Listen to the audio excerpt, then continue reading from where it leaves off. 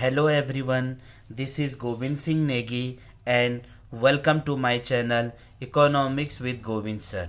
So student, आज हम अपना नया टॉपिक शुरू कर रहे हैं जिसका नाम है कॉमन गोल्स या objectives of planning in India.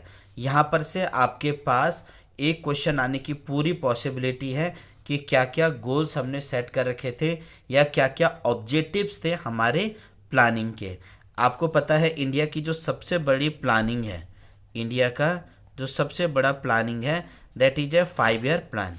उसे हमने क्या बोला है, 5 ईयर प्लान, पंचवर्षीय योजना, जिसका टाइम पीरियड, जिसका ड्यूरेशन 1951 से लेकर जो चला था 2017 तक। तो हर प्लान में कुछ ना कुछ गोल सेट कर रखे थे, कुछ ना कुछ ऑब्जेक्टिव बना के रखे थे। लेकिन अब हम क्या पढ़ेंगे, जो कॉमन गोल्स हैं। तो आपको जब कॉमन गोल्स की बात करेंगे तो there are 4 common goals, 4 common goals हैं जिनमें आपके पास एग्जाम में पूछा जा सकता है कि first one is A GDP growth. First हम क्या पढ़ेंगे, जीडीपी ग्रोथ के बारे में पढ़ेंगे। सेकंड जो हमारा गोल्स है that is a modernisation, that is a modernisation, कि मॉडर्नाइजेशन में हमने क्या क्या चीज़ों को फॉलो कर रखा है। थर्ड हम पढ़ेंगे इसमें इक्विटी, इक्विटेबल, इक्विटेबल या इक्विटी, जिसमें हमने इक्विटी के बारे में पढ़ा हुआ है। और फोर्थ जो सबसे इंपॉर्टेंट है that is a self reliance, that is a self reliance. कहीं कहीं पर इसका नाम सेल्फ सफिशिएंसी लिखा हुआ है। तो ये 4 गोल्स हैं, ये आपके एग्जाम में कोई एक ना एक गोल्स पक्का पूछा जाएगा 3 या 4 नंबर के लिए। तो हम पहला सब टॉपिक शुरू कर रहे हैं इसमें, that is a GDP growth, that is a GDP growth. जो जीडीपी है इसका आप नॉर्मल मीनिंग हम जानते हैं, सकल घरेलू उत्पाद, सकल घरेलू उत्पाद, सकल घरेलू उत्पाद। सकल घरेलू उत्पाद का मतलब हो गया, जीडीपी का मतलब हो गया कि हमारा देश का ओवरऑल डेवलपमेंट, यानी इंक्रीज इन जीडीपी। जब जीडीपी हमारा बढ़ेगा तो इससे क्या हो जाएगा, increase in level of, increase in level of output, increase in level of output. यानी हमारा देश का अगर जीडीपी बढ़ रहा है तो हम ये बोल सकते हैं कि हमारे देश का क्या हो रहा है, आउटपुट बढ़ रहा है। और जैसे हमारे देश का इंक्रीज इन आउटपुट हो जाएगा तो क्या हो जाएगा, increase in the flow of good and services, increase in the flow of goods and services. कहीं ना कहीं हम ये कह सकते हैं कि जब हमने गोल सेट किया तो हमारा मेन टारगेट था कि हमारे आउटपुट को बढ़ाना, हमारा प्रोडक्शन को बढ़ाना।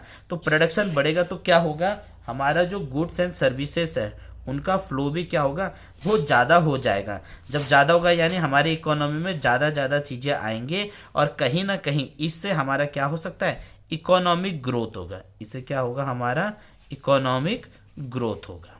हम यही चाहते थे कि जब हम इंडिपेंडेंस थे तो हमें बहुत इंडिपेंडेंट नहीं हो रखे थे, तो बहुत सारी हमारे पास समस्याएं आ रही थी। उस समस्याओं का हमने क्या कर किया, समाधान ढूंढा हुआ है। लेकिन टॉपिक आता है इंक्रीज इन जीडीपी। जीडीपी को बेस करने के लिए 2 फैक्टर हैं। तो फर्स्ट हमने क्या बोला, increase in resources, increase in resource base. हमारे यहाँ क्या करना, रिसोर्सेज को बढ़ाना। और सेकंड क्या बोला हमने, इंक्रीज इन, सेकंड हमने इसे बोल रखा है, हमने क्या बोला, increase in productivity, increase in productivity को भी बढ़ाना है। प्रोडक्शन तो बढ़ाना है, प्रोडक्शन के साथ साथ क्या होना है, प्रोडक्टिविटी। और प्रोडक्टिविटी कैसे होगा, टेक्नोलॉजी, जैसे जैसे हमारी टेक्नोलॉजी इंक्रीज होगा वैसे वैसे हमारा क्या होगा, प्रोडक्टिविटी भी बढ़ेगा। और हमारे रिसोर्सेज को भी बढ़ाना है, क्योंकि हमें पता है हमारा रिसोर्सेज फिक्स्ड है।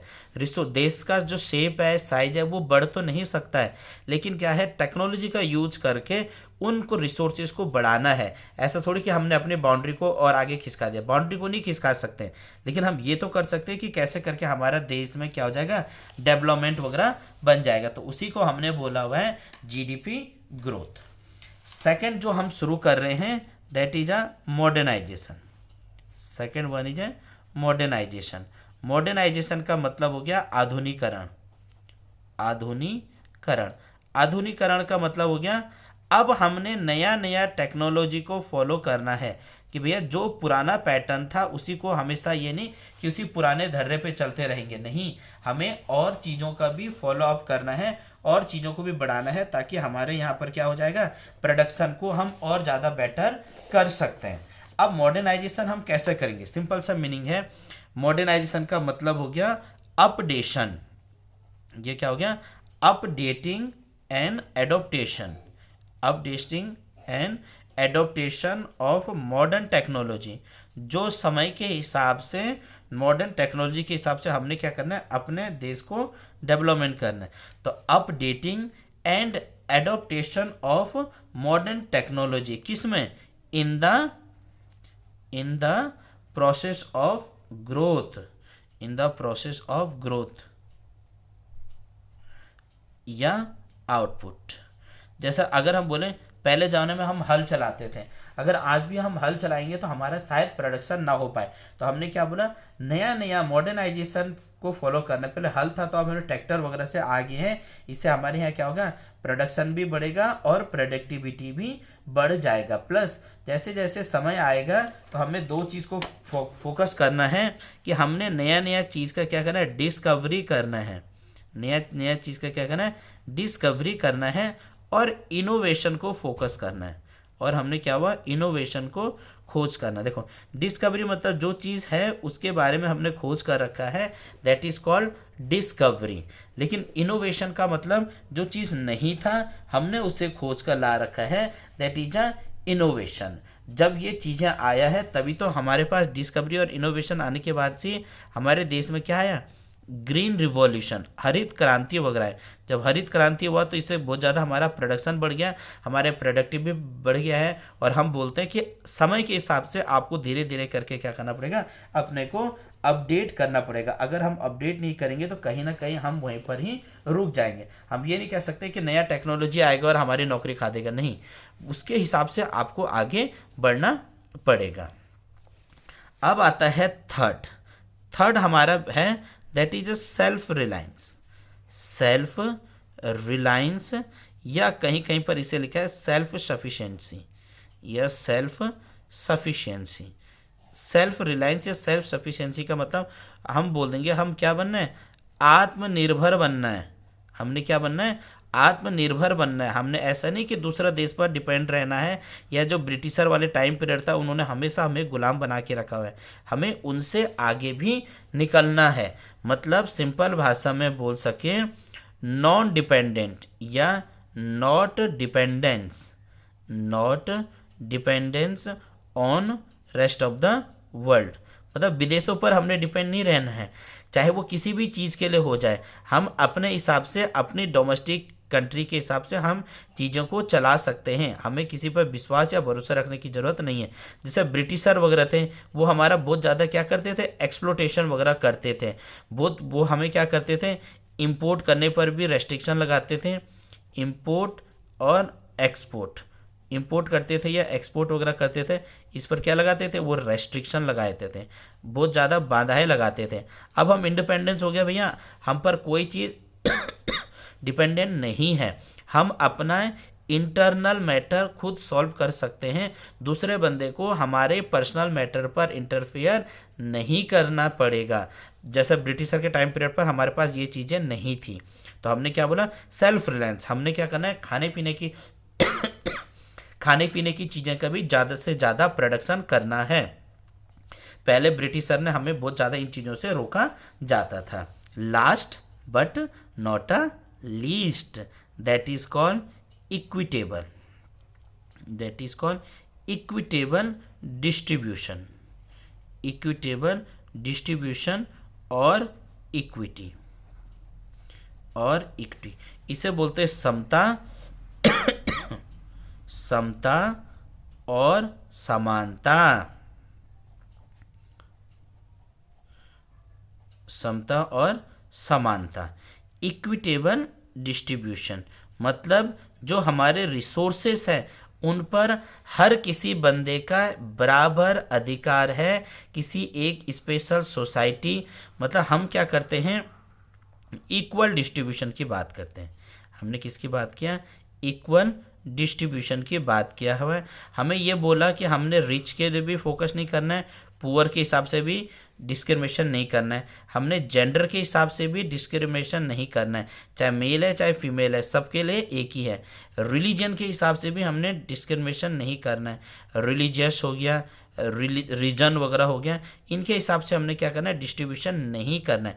हमें जो डिस्ट्रीब्यूशन करेंगे वो कैसे करेंगे, इक्वल डिस्ट्रीब्यूशन वगैरह कर देंगे। तो that is called equal distribution, चाहे प्राइमरी हो चाहे सेकेंडरी हो चाहे टर्सरी हो, हर किसी को इक्वल का रोल मिलेगा। सोसाइटी में ऐसा नहीं है कि किसी को ज़्यादा और किसी को कम वगैरह मिल जाता है। हाँ, ये हो सकता है कि जैसा हमने क्या बोला, इक्विटी। इक्विटी किसके लिए हमने बोला हुआ है, इकोनॉमिक ग्रोथ। इकोनॉमिक ग्रोथ करना है, लेकिन किससे रिलेटेड होना चाहिए, economic growth related to social justice. Social justice, अब इसका हम एग्जांपल बता सकते हैं। सपोज मान लो 4 लोग हैं, हमने क्या बोला, सपोज मान लो 4 लोग हैं, A B C D, A B C D. तो इन 4 लोगों के पास क्या हुआ, हमने 4 बुकें भी बुक रखा हुआ है, 4 किताबें रखी हुई है। अब 4 किताबें हैं, लेकिन ये जो 4 लोग हैं ये अकॉर्डिंग टू हाइट क्या है, अलग अलग वगैरह है। तो अलग अलग क्या हुआ, तो रिसोर्स से तो सबके पास 4 ही पहुंचा ना भैया। हाइट से तो कोई मतलब नहीं कि इसकी हाइट्स कम है या इसकी हाइट ज़्यादा है, चाहे मेल है चाहे फीमेल है, हमने सबको इक्वल मानना है, किसी के साथ कोई भेदभाव नहीं करना है इकोनॉमी के डेवलपमेंट में। तो यहाँ पर इन 4 चीज़ों के बारे में आपको बताया गया है। एग्ज़ाम में आपसे कोई सा भी पूछा जा सकता है, आपने उसे एक्सप्लेन करना है और ये आपके पेपर में पक्का आएगा। आपने इसे इम्पोर्टेंट मान के चलना है।